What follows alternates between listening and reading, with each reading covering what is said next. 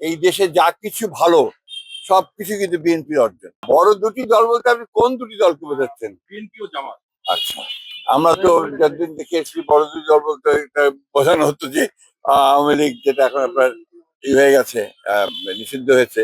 আহ, আমি আপনার মনে করি যে এটা সবার বেলা প্রযোজ্য না।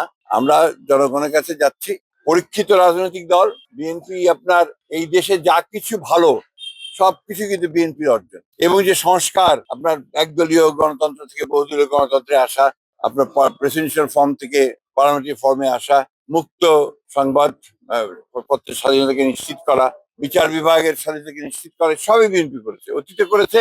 বিএনপি 31 দফার মধ্য দিয়ে ওটাকে আরো নিশ্চিত করেছে এবং এখন যে সংস্কার সংস্কার কমিশনের মাধ্যমে গৃহীত হয়েছে তার সবই বিএনপি কমিশনের মধ্যে আছে, তার প্রস্তাবের মধ্যে আছে। সুতরাং আমরা মনে করি যে বিএনপি সন্দেহে সেলফ সাফিসিয়েন্ট একটি রাজনৈতিক দল, যে অতীতে এককভাবেই সরকার চালিয়েছে, সরকারে ছিল এবং সবচেয়ে ভালো কাজগুলো বিএনপি করতে সক্ষম হয়েছে।